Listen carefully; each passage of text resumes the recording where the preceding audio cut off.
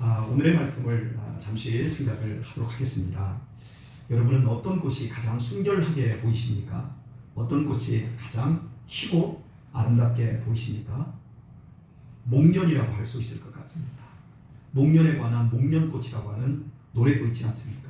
그래서 봄에 목련이 피면 정말 깨끗하고 거룩하고 순수해 보이지만, 그러나 목련이 쉽게 지입니다. 그리고 지고 땅에 떨어지면 일반적인 꽃은 바싹 말라버리는데, 이 목련은 마르는 게 아니라 썩어갑니다. 그래서 밟으면 미끈미끈해지고 시꺼멓게 이 썩어가는 모습. 그래서 하얀 백색인데 바닥에 떨어져서 썩어가는 그 모습을 보면서 저는 가끔씩 생각합니다. 이 세상에서 여러분 가장 순결하고 또 거룩하고 깨끗해야 될 것이 무엇이 있습니까? 여러 가지가 있을 것입니다. 그 중에 하나는 신앙입니다. 신앙은 정말 순수하고 깨끗해야 됩니다. 하나님께서 나다나엘을 부르시는 장면 속에 정말 그가 깨끗하다, 그 속에 간사가 없다, 이렇게 말하지 않았습니까? 우리의 삶 속에서 남녀 관계가 순수하고 깨끗하다, 지나보면 다 변질되고 너무 더럽습니다. 사랑할 만큼 증오도 더 커집니다. 그래서 애증의 관계라고 하잖아요. 증오도 사랑이라고 하지 않습니까? 이렇듯 이 세상에 깨끗한 것들이 변하면 너무너무 추하게 되어지는데, 신앙 역시 하나님이 깨끗하고 순수하고 거룩한 신앙을 우리에게 요구하시지만, 우리가 처음에 예수님을 믿을 때 내가 드디어 구원받은 것을 알게 되어질 때 우리의 내면은 너무너무 깨끗해져요. 그러나 신앙생활하면서 삶이 어렵고 그래서 어쩔 수 없이 타협하고 할 때 우리도 모르게 자기 자신에 대해서 환멸이 느껴질 정도로 더러워진 자신을 발견하게 되어지지요. 사랑하는 교회 여러분, 신앙생활은 예배생활로 나타나게 되어 있습니다. 예배생활은 깨끗해야 됩니다. 예배는 깨끗해야 됩니다. 이 예배는 우리가 지금 요한복음으로 설명을 하면 신랑과 신부가 만나는 자리예요.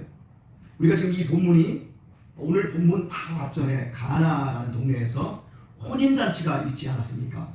그 혼인잔치에서 포도주가 떨어지고 있을 때 예수님께서 진정한 기쁨이라고 하는 것이 무엇인지, 그래서 물 가지고 그 더러운 결례를 행하는 발 닦는 물 6통을 가지고 최상품 포도주를 만들어 내셨어요.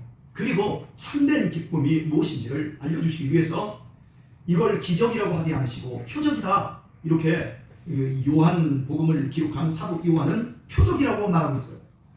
우리의 삶 속에서 남녀가 결혼하는데 기쁨이 살아갈수록 점점 좋아져 있는데 기쁨이 점점 떨어져요.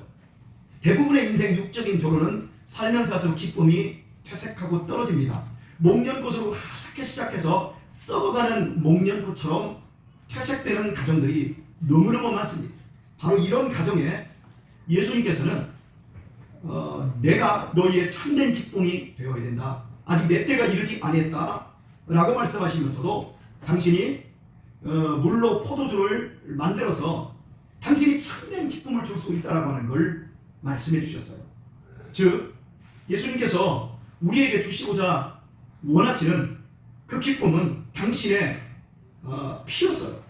우리를 하나님과 화목하게 하기 위해서 십자가에서 죽으심으로 우리의 죄를 깨끗하게 씻으시고 우리를 하나님 앞에 정결한 신부로 데려가는 겁니다. 그래서 예배는 하나님과 우리 인간이 신랑과 신부처럼 만나서 서로 교제하고 하나님이 주시는 참된 기쁨, 하나님은 또 우리를 향하여 가지시는 기쁨으로 서로 만나는 시간이라고 할 수 있습니다. 그러나 이 예배가 하나의 종교 행사로 전락하게 되어질 때 이 예배만큼 추악하고 더러운 것이 없어요. 인생에서 제일 필요한 것은 기쁨이지요. 가나 혼인잔치를 통해서 예수님께서는 이 본문 앞전에서 당신이 참된 기쁨이 된다라고 하는 것, 십자가에서 당신이 당신의 몸을 깨트려야 참된 기쁨을 줄 수 있다라고 하는 걸 분명히 말씀하셨습니다. 그리고 오늘 본문에서는 가버나움에 오래 있지 않았습니다. 이것이 강조된 이유는 6월절이 되어서 예수님께서 예루살렘으로 올라가시고 거기에서 벌어진 일을 설명하기 위해서였습니다. 예수님은 6월절에 성전에 올라가셨습니다. 그리고 경로하셨습니다. 예수님은 굉장히 온유하신 분이십니다. 예수님은 누구에게 화내시는 분이 아니셨습니다. 그런데 오늘 본문을 보면 말 그대로 경로하셨습니다. 성전에 들어가셔서 세상 사람들 편에서 볼 때, 유대인들의 편에서 볼 때 이건 완전히 성전을 더럽혀서 박살을 내버렸어요. 예수님께서 돈 바쁜 사람들의 상을 때려 엎어버렸습니다. 그리고 소와 양과 비둘기 파는 사람들을 다 노건과 채찍을 가지고 성전에서 다 쫓아내버리셨어요. 돈 바쁜 상은 엎어버렸다고 말씀드렸습니다. 그러면서 예수님은 소리를 지르셨습니다. 이것을 여기서 가져가라. 내 아버지 집으로 장사하는 집을 만들지 말라. 여러분, 아주 강한 표현으로 이거 가져가지 마! 이거 가져가! 왜 우리 아버지의 집을 장사하는 집으로 만드는 거야? 그러면서 제자들이 성경 말씀에 시편에 있는 말씀을 인용하셔서 주의 전을 사모하는 열심히 나를 삼키리라. 예수님이 성전을 얼마나 사랑하시고 그 성전을 향한 열심이 얼마나 대단했는가, 이제 그것을 기억하였더라 제자들이 말해주고 있습니다. 그래서 여러분, 이 장면을 보면서 이 성전 관계자들인 유대인들이 예수님께 말했습니다. 네가 이런 일을 행하니 무슨 표적을 우리에게 보이겠느냐? 네가 누구간데 감히 성전에서 행패를 부리느냐? 이러면서 여러분, 우리는 그냥 이걸 성경으로 읽으니까 그렇지, 이 사건 속에 직접 들어갔을 때 여러분이 우리 예배당에 들어와서 누군가가 행패를 부린다고 해봅시다. 그러면서 결정적으로 이렇게 얘기한다고 해봅시다. 야! 종교 노력 하지마! 니네들 내 아버지 집에서 이따위 종교 퍼포먼스 하지마! 이러면서 목사인 제가 지금 설교하고 있는데 막 삿대질을 하면서 여러분을 막 다 끌어내고 강대상을 다 때려 엎는다고 해봅시다. 그러면 우리가 어떻게 할까요? 이건 상상할 수도 없는 일이지요. 자, 그런데요, 번요아, 상상할 수 없는 일인데 당시에 유대의 성전은 국회의사당 청와대보다도 더 거룩하고 깨끗한 곳이었어요. 그런 곳에 가서 예수님께서 다 때려 엎어버리셨어요. 그러니까 네가 하나님의 아들이라고? 그럼 표적을 한번 보여봐. 그러자 예수님께서 대답하시면서 너희가 이 성전을 자, 죄송합니다. 지금 예수님이 말한 그런 어떤 분위기 뉘앙스로 지금 말하고 싶어서 여러분에게 좀 소리를 좀 지릅니다. 너희가 이 성전을 헐라! 내가 사흘 동안에 일으키리라. 이렇게. 그러자 유대인들이 이 성전은 46년 동안의 지역군을 실제로 그렇습니다. 헤롯 대왕이 유대인들에게 환심을 사기 위해서 46년에 걸쳐서 보수하고 또 지어서 그런 성전을 네가 3일 만에 일으키겠느냐? 이렇게 말씀하시자 예수님은 성전된 자기 육체를 가리켜 말씀하신 것이라 이렇게 말하고 있습니다. 그러니까 예수님께서 당신의 죽음을 얘기하고 있는 거예요. 당신이 십자가에서 죽으시고 부활하심으로 말미암아 드디어 당신이 모든 사람들이 하나님을 만날 수 있는 성전이 될 수 있다고 하는 걸 말씀하고 있어요. 자, 그래서 22절을 보면 죽은 자 가운데서 살아나신 후에야 제자들이 이 말씀하신 것을 기억하고 성경과 및 예수의 하신 말씀을 믿었더라. 근데 그때는 모르는 거예요. 제자들도 이 얘기가 무슨 얘기인지. 그러니까 성전은 뭡니까? 벽돌로 된 성전만을 생각할 뿐인데 46년 동안 지은 성전만을 보고 이게 성전이고, 그런데 예수님이 그거 다 무너뜨려버리고 당신의 몸을 가지고 성전을 짓는다 이렇게 말하니까 예수님의 제자들조차 아무도 못 알아들었던 겁니다. 예수님께서 이제 먼저 우리가 봐야 될 것은 왜 이렇게까지 성전에서 폭발하셨나? 예수님은 분명 온유하신 분이신데 이렇게까지 예수님께서 행패를 부리셨을까? 그것은 하나님의 집 성전이 장사하는 집, 즉 이익 집단이 되었기 때문에 그렇습니다. 여러분, 교회가 성전이 이익 집단이 되면 안 되나요? 성전에서 장사하면 안 되나요? 뭐 이거 가지고 예수님이 이렇게도 화를 내셔야 되나요? 성전에서 장사하면 안 되나요? 되나요? 가난한 사람들이 좀 먹고 살기 위해서 장사하면 안 되나요? 여러분, 성전에서 장사하면 안 되나요? 가난한 사람들이 좀 먹고 살기 위해서 장사하면 안 되나요? 여러분, 성전에서 장사하면 안 되나요? 가난한 사람들이 좀 먹고 살기 위해서 장사하면 안 되나요? 여러분, 감사해도 될 것입니다. 그러나 이것보다 더 중요한 게 있습니다. 성전에 비둘기나 양이나 소는 그냥 이익을 위해서 사고 파는 물건이 아닙니다. 그것은 희생제물이에요. 내가 내 죄를 용서받고 하나님께서 받으시는 사람, 하나님께서 구원하시는 사람이 되기 위해서 꼭 필요한 것이 희생제물이었어요. 자, 그렇다면 희생제물의 특징은 뭡니까? 레위기에서도 또 민수기에서도 신명기에서도 희생제물의 특징은 정결해야 돼요. 깨끗해야 돼요. 흠이 없어야 됩니다. 이것을 위해서 이 성전이 있는 산이 성전산이라고 하고 그 사이에 기드론 골짜기가 있고 기드론 골짜기에서 위쪽으로 올라가는 언덕배기가 하나가 있는데 그곳이 겟세마네 동산이고 겟세마네 동산을 넘어서 더 큰 산이 하나 있는데 그것이 감람산입니다. 흠없고 정결한 양과 염소와 비둘기를 이 감람산 중턱에 시장이 형성이 되어 있었어요. 그래서 예를 들어서 유대인들이 멀리에서부터 양을 끌고 오고 소를 끌고 와서 희생제물로 드리면 예를 들어서 하루 종일 걸어오면 양들이 지쳐요. 염소가 지쳐요. 소도 지쳐요. 그런데 하루 걸어봤자 30km, 40km 걸을 텐데 예를 들어서 예루살렘에서 저 위에 북단에 있는 사마리아, 갈릴리 같은 데는 하루 길로 못 옵니다. 3일, 4일 정도 걸어서 와야 하는 거리인데 만약에 자기 집에서 키우던 흠없는 양과 염소를 데리고 만약에 오게 되면 염소가 흠이 있게 되고 정결한 양이나 제물이 될 수가 없었어요. 그래서 이들의 편의를 제공하고자 그 감람산 중턱에 시장이 형성되어서 멀리에서 염소를 끌고 오든지 아니면 돈만 가지고 오든지 그곳에 와서 염소나 내가 희생제물로 바칠 정결한 것을 거기서 사가지고 이 겟세마네 동산을 넘어서 기드론 골짜기로 해서 성전을 올라가서 희생제물을 드리면 되는 거예요. 그렇게 드려서 하나님을 만나는 예배, 하나님 앞에 용서받는 예배, 구원받는 예배를 드릴 수 있도록 전통적으로 그렇게 만들었는데 바로 이 시대, 예수님 시대에 제사장이었던 가야바라고 하는 제사장은 욕심이 너무 많고 제사장인데 머리가 기가 막히게 돈 버는 걸 잘했어요. 그래서 이 사람이 이 시장을 폐쇄를 해버리고 이 시장에서 뭐 가난한 사람들이 그거 먹고 바꾸고 이러면서 사는데 이 시장을 아주 간교하게 폐쇄를 해버렸어요. 그냥 폐쇄한 게 아니라 이 꼴을 이쪽에다 성전에 이방인들이 들어와서 예배할 수 있는 그 장소에다가 거기에다가 시장을 또 개설을 했어요. 시장을 개설을 하니까 저기는 춥잖아요. 그리고 이쪽에서 아무런 세금도 안 내고 하던 사람들이 성전에 들어와서 장사를 해야 되니까 장사세를 내야 됩니다. 이 사람들 다 들어올 거 아니에요. 장사세를 내고 저쪽에서 거래한 건 안 받아주는 거예요. 그러니까 여기서만 거래하게 만든 거죠. 그래서 하나님의 집에서 이제 그 장사 세금 그리고 돈 바꿔주는 것, 돈도 이스라엘에 돈이 있어요.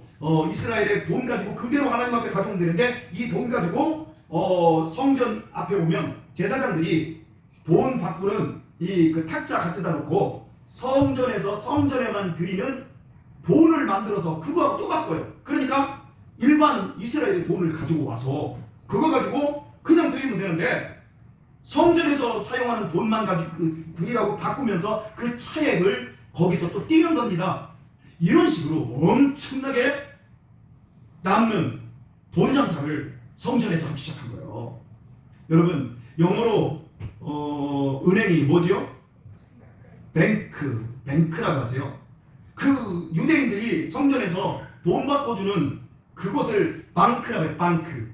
이 방크 히브리어 방크에서 뱅크 영어의 은행이 나온 거예요. 돈 바꿔주는. 그러니까 이 성전 용어가 지금 일상적인 용어로 바뀌는 이런 예가 있는 것처럼 이 시대에 돈에 미쳐가지고 종교인들이 성전에서 희생제물을 돈으로 다 바꿔가지고 돈 장사를 하고 있었어요. 그러니까 하나님을 만나야 할 가장 정결하고 순결하고 깨끗한 예배가 돈 냄새 철철 넘치는 이익을 위한 하나의 창출. 그만큼 제사를 많이 드릴수록 누구에게 돈이 더 가요? 제사를 많이 드릴수록 막 신바람 나는 건 대제사장들과 제사장들과 레위인들과 이런 사람들에게 모든 이익이 막 돌아가기 시작하는 거예요. 그러니까 돈이 넘쳐나기 시작하는 거예요. 예수님께서 참된 예배, 참된 제사가 가장 더럽게 변질되었을 때 예수님께서 막 채찍을 가지고 소를 다 내쫓아버리고 양을 다 내쫓아버리면서 그 성전을 다 뒤집어 엎어버리신 거예요. 이해되시죠? 여러분, 절대 우리의 예배가 타락하면 안 돼요. 우리의 예배가 정결한 신부로서 주님을 만나는 거예요. 그래서 그분의 그 예수 그리스도의 대속의 피로 말미암아 우리가 구원을 받았고, 우리가 또한 일주일 동안에 지난 3일 동안에 죄 지었던 모든 것들을 또 깨끗이 씻음받고 참된 기쁨을 공급받는 그 시간으로 여러분, 이 예배가 여러분에게 가장 아름다운 예배가 될 수 있기를 주님의 이름으로 축원합니다. 그래서 우리가 예배가 깨끗하게 성공했을 때 우리의 삶도 성공하는 거예요. 왜? 이게 첫 단추니까. 옷을 입을 때 첫 단추를 잘 껴야 돼요. 가끔씩 저는 이걸 제가 집에서 이거 급할 때 껴놓고 보면 이놈하고 이쪽하고 껴놓아가지고 이렇게 보다 보면 이상해져요. 그래서 다시 다 풀르는 경우들이 있거든요. 그런 듯이 우리의 삶에서 가장 소중한 건 예배예요. 우리가 교회에서 신앙생활을 시작하면서 처음에 우리가 예배 생활을 어떤 태도로 어떤 마음으로 하느냐, 그것이 신앙의 거의 전부를 나중까지 다 결정한다고 할 수 있을 만큼 그만큼 중요한. 그래서 우리 예배는 변질되면 안 됩니다. 여러분, 지금 현재 저희 집 이렇게 가다 보면, 원곡 쪽으로 가다 보면 왼쪽으로 지금 브레인시티가 지금 막 개발되고 있잖아요. 그런데 이쪽에 쭉 가다 보면 이 충전소가 있어요. 가스 충전소. 딱 그 지나면서 언덕배기가 있는데, 언덕배기에서 예전에 왼쪽으로 들어가게 되면 서정 침례교회 공동묘지가 있었어요. 서정 침례교회 공동묘지가 있는데, 그 공동묘지에 가보면 이제 공동묘지를 막 다 그쪽에 막 개발하니까 다 파가라 해가지고 그 공동묘지를 또 교회에서 또 다 팔아먹었잖아요, 옛날에. 그래서 지금 조금밖에 안 남았었는데, 제가 거기에 기억 남는 게 있어요. 우리 아들들하고 자전거를 타면서 거기를 가가지고 다 그 묘지를 보면서 누구누구 장로님, 누구누구 권사님, 이런 이제 십자가 놓고 그런 비석들이 있었는데, 제가 지금도 기억에 남는 것 하나가 있는데, 거기에 하나님을 사랑한 이정섭의 묘, 이렇게 써놨어요. 그러니까 이정섭이라는 분이, 제가 장로님인지 뭐 집사님인지 잘 모르겠어요. 그런데 거기에 하나님을 사랑한 사람 이정섭의 묘. 내가 그걸 보면서 제 마음이 울컥해지더라고요. 저는 우리 성도님들에게 제가 우리 후배들에게 부탁할 건, 제 마지막에 제 관 위에 입관 예배를 드리고 제 관 위에 이제 빨간 명적을 이렇게 올려놓게 되어서요. 그때 보면 이제 목사 권역철 뭐 이런 거 놓거든요. 근데 그거 쓰지 마세요. 제가 지금도 혹시라도 말하는데, 나중에 거기에 성도 권역철 이렇게 쓰면 좋을 것 같아요. 저는 마지막 죽을 때는 성도로 죽고 싶어요. 여러분에게 늘 목사님으로 불렸지만 마지막 성도. 성도면 괜찮잖아요. 하나님께서 불러주셔서 그분의 보혈의 피로서 나를 씻으시사 하나님의 자녀된 그 성도된 그 삶이면 되잖아요. 저는 그렇게 하나님 앞에 늘 정결한 마음 가지고 내 삶도 변질시키지 않고, 그 땅에 떨어진 그 목련처럼 짓밟히지 않고, 마지막까지 내 몸은 나중에 흉하게 늙을 것이고, 그리고 병도 들 것이고, 하지만 내가 하나님을 사모하고 사랑했고 그 순수했던 그 믿음은 마지막까지 변하지 않은 채 고결함으로 주님 앞에 서는 것이 제 기도의 제목이기도 합니다. 여러분, 하나님께서 우리의 예배가 우리의 이익으로 둔갑하는 걸 정말 원하지 않아요. 사람들이 교회를 작은 교회에서 큰 교회로 옮겨갈 때, 그 교회 가면 장사하는 분들이 그 교회 가면 뭐 그래도 사람이 많으니까 좀 사업하려면 큰 교회 가요. 여러분, 그런 마음 가지고 어떻게 신앙생활을 해요? 그건 말도 안 되는 거예요. 하나님의 예배가 얼마나 소중했어요. 참 그런 걸 보면 너무너무 안타깝습니다. 유대인들이 이렇게 성전에 대한 열심을 가진 예수님을 이해를 못하고, 네가 하나님보다 높냐? 그 표적이 뭐냐? 예수님은 과감하게 이 성전 허물라, 내가 3일 만에 세우리라, 이렇게 말해요. 예수님이 죽으시고 부활하셔서 드디어 참된 성전이 될 것을 말씀하고 있지요. 여러분, 성전의 진짜 의미가 뭘까요? 성전이라고 하는 진짜 의미가 신학적으로 뭘까요? 성경적으로 따라서 하겠습니다. 하나님의 임재가 있는 곳. 네, 하나님의 임재가 있는 곳, 그것이 성전이에요. 자, 우리는 이곳을 일상적으로 성전이라고 그럽니다. 그러나 이곳은 성전이 아니에요. 이것은 예배당이에요. 이건 건물이에요. 우리가 끝없이 권유와 아버지가 너무 힘든다, 너 때문에 어떻게 해야 되니? 여기 눈 똑바로 쳐다봐. 언제까지 아버지가 참아줘야 되니?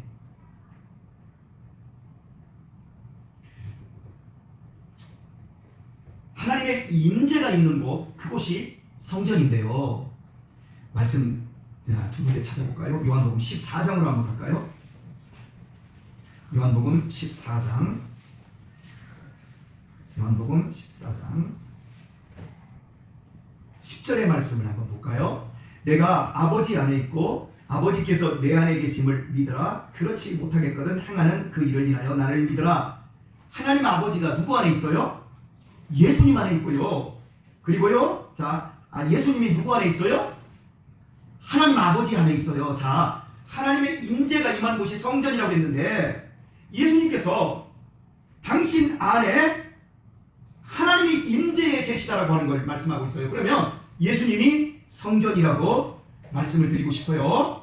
자, 요한복음 14장 20절을 봅니다. 이제 같은 그 내용 속에서 자, 20절을 보면 그날에는, 자 여기 보세요. 그날이라고 할 때 여러분 성경에서 예수님께서 그날 그때 이렇게 얘기할 때는 예수님이 십자가에서 죽으시고 부활할 때를 말하는 거예요. 항상 그렇게 해석하시면 돼요. 거의 틀리지 않습니다. 예, 그날에는 내가 십자가에서 죽고 부활해서 너희의 구주가 되어지는 그날에는 내가 아버지 안에, 너희가 내 안에, 내가 너희 안에 있는 것을 너희가 알리라. 예, 됐습니다. 여러분 여기 보세요.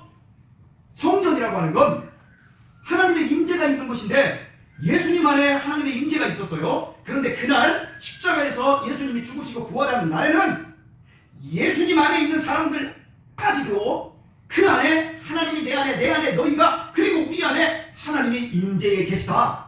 그러면 누가 성전이에요? 무엇이 성전이에요? 드디어 사람이 성전이 되는 거예요. 사람. 이런 돌멩이, 벽돌, 콘크리트 이런 게 성전이 아니고 사람이 성전이야. 내가 성전. 자, 가장 중요한 말씀 한 군데 살펴보고 말씀을 정리하죠. 고린도전서 3장 16절을 봅니다. 고린도전서 3장 16절입니다.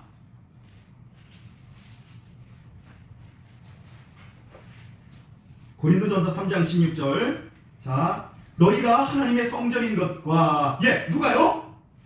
우리가. 너희가 하나님의 성전인 것과 하나님의 성령이 너희 안에 거하시는 것을 알지 못하느냐? 여러분, 알아요? 몰라요?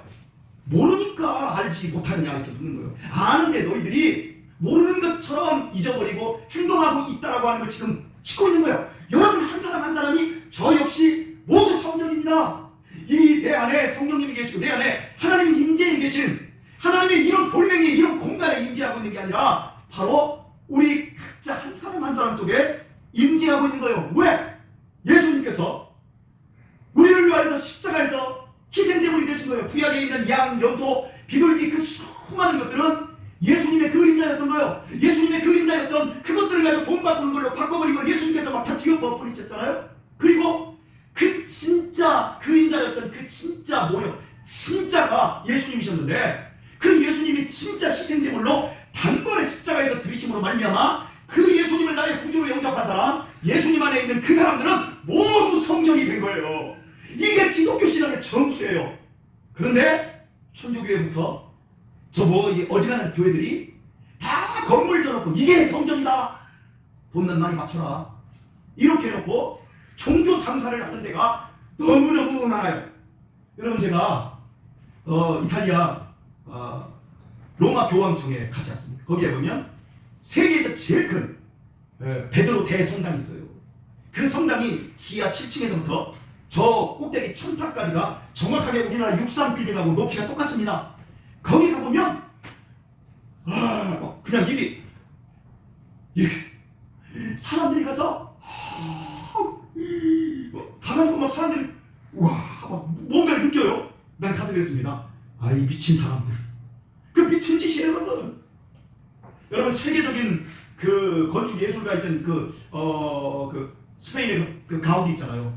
그 가우디가 지금 150년 동안 성전이라고 하는 이름으로 그 바르셀로나에 사그리아 파밀리아라고 하는 이 성전을 짓고 있잖아요. 성전이라고 하는 이 성당 그 5년 있으면 완공된다고 그 한 2달 전에 신문에 나왔더라고요. 여러분 그냥 미친 거예요. 그 성전 아니에요. 진짜 성전은 우리예요. 우리. 여러분 속지 마세요. 제가 교회 18년 동안 목회하면서 제가 여러분 건물에 매달리지 않았던 이유가 바로 그거예요. 우리 지금 이 정도 공간에서도 제가 이렇게 예배하고 조금 더 큰 공간들이 우리에게 필요했던 이유는 뭡니까? 우리가 지금 당장 모여야 되고 사람이 써야 되고 실제 다음 세대를 우리가 키워내야 되는 그런 활용 면에서의 공간이 필요한 것이, 우리 수양관도 그런 차원에서 공간이 필요한 것이지 성전이 필요한 거 아니에요. 여러분, 우리 각자가 성전이에요. 할렐루야. 믿으시기를 축원합니다. 이거 안 믿으면 우리 천주교이고, 이거 안 믿으면 우리 정말 인생 꽁치고 사는 거예요. 그러니까 이 성전된 몸에 막 술이나 붓고 막 담배나 막 연기나 들여마시고 음란이나 막 붓고 이 막 더럽고 추잡한 것이나 하고 그러면 우리 주님께서 오셔서 어떻게 해요? 그 닭다리 엎어버려요. 우리 자신이 성전이에요. 여러분, 먹는 곳이 그렇게 깨끗하다가 바닥에 떨어지면 제일 더러워진다고 한 것처럼 정말 순결해야 될 게 우리 자신이에요. 하나님이 정말 기뻐하는 예배가 뭐예요? 요한복음 4장에서 나오잖아요. 수가성 여인이, 우리는 이 북쪽에서 사마리아 이 산에서 예배드리고 저 남쪽에 있는 유다 사람들은 예루살렘에서 예배드리는데 어디서 예배드려야 됩니까? 그랬더니 그때가 있다. 그때가 먼저 십자가에서 예수님 죽을 때를 얘기하는 거예요. 그런데 그날은 너희가 이제 예배를 드리는데 하나님은 영이시니 예배하는 자가 신령과 진리로 예배할 때가 온다. 공간에 갇히지 않아요. 우리의 예배가 어떻게? 하나님의 영으로, 하나님의 진리의 말씀으로. 왜 우리가 성전입니까? 여러분, 우리가 이 세상에서 아름답게 살아야 될 이유가 바로 그런 거예요. 지금은 멈춰져 있는 성전, 돌멩이로 쌓는 형. 근데 인간은 계속해서 뭔가 외형적이고 돌멩이로 쌓고 콘크리트로 나무로 만드는 성전을 계속 지으려고 해요. 왜요? 삶으로는 성전을 살아내기가 싫으니까. 삶으로는 마음껏 음란과 더러운 대로 살고 싶고, 한 번 일주일에 한 번 교회 와서 면죄부 오고 싶은 거예요. 그 삶을 하나님은 너무너무 싫어합니다. 이게 여러분 잘못되면 우리의 신앙은 계속해서 딜레마에 빠져요. 오늘 본문 이거 고린도전서 3장 16절 읽었지요? 다시 한번 볼게요. 너희가 하나님의 성전인 것과 하나님의 성령이 너희 안에 거하시는 것을 알지 못하느냐? 아셔야 합니다. 그러면서 17절 볼까요? 누구든지 하나님의 성전을 더럽히면, 여러분 교회 아니에요? 하나님의 성전 예배당 아니에요?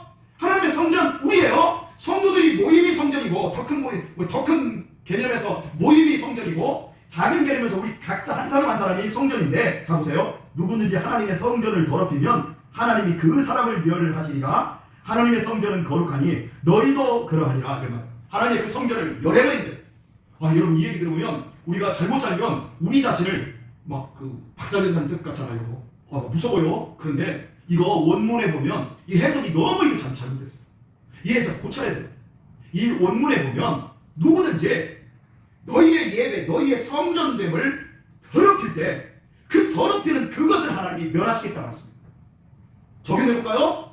우리를 예배할 때 우리가 정말 순결하고 깨끗하고 거룩하게 참된 삶, 그러므로 너희 몸을 하나님이 기뻐하시는 거룩한 산 제물로 드리라. 산 예물로 산 제사를 드리는 성전으로 있을 때 누가 우리를 괴롭히고 누가 우리를 건드리면 그들을 다 멸해버리시겠다는 거예요. 하나님.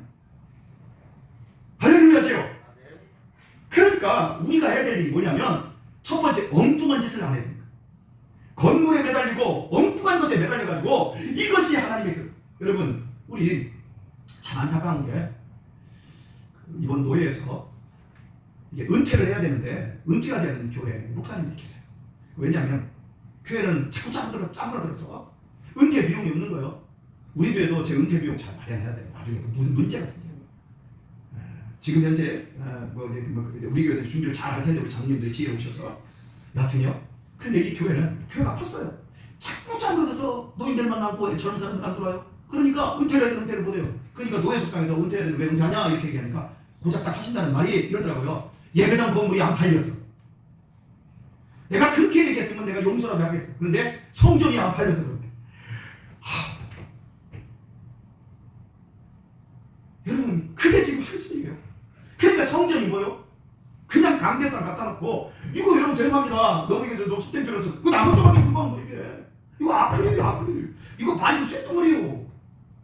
이게 성전이 아니에요. 이게 성물이 아니에요. 내가 성물이요. 내가 성전. 내 마음가짐 하나, 내가 살아가는 삶 하나하나가 그게 성전인 거예요. 할렐루야. 이 책임을 안 하고 싶으니까 엉뚱한 짓을 하는 거예요. 교회에서 돈 장사하면서 더 큰 건물 2만 명 모이는 건물 성전지세. 여러분 그거 지으려면 내 자신 똑바로 지고요. 내 가정 예수님의 이름으로 똑바로 지고요. 이 삶을 살아야 되는 거예요. 이렇게 설교하면 사람들이 불편하니까 이 진실을 안 하는 거예요. 그러니까 예수님께서 이 예배 똑바로 드리라고 코로나 몰아가지고 교회 예배성도 다 흩어가지고 저 지금 그걸로 보고 있잖아요. 그렇죠? 우리가 생각 차려야 돼요. 여러분 우리가 사는 방법 딱 한 가지예요. 깨끗하면 하나님께서 우리를 지키십니다. 그러니까 우리는 예배 생활, 신앙, 순수한 신앙으로 하나님 내가 죽을 때까지 첫사랑을 잊지 않고 다 깨끗하게 주님 앞에 가게 해주세요. 내가 집사 때는 내가 참 잘하다가 장로님 되었을 때는 막 목에 힘주고 그런 게 아니라 정말 어린아이처럼 끝까지 목사가 되었지만 마지막 죽을 때는 성도로 깨끗한 성도로 죽어야지요. 그죠? 우리 그렇게 남은 인생의 때를 성전으로 아름답게 깨끗하고 고결하게 사셔서 누구도 우리를 건드릴 수 없는 진짜적인 성전의 능력과 보호와 은혜를 입는 우리 모든 성도님들 되시길 예수님의 이름으로 축원합니다. 기도하겠습니다.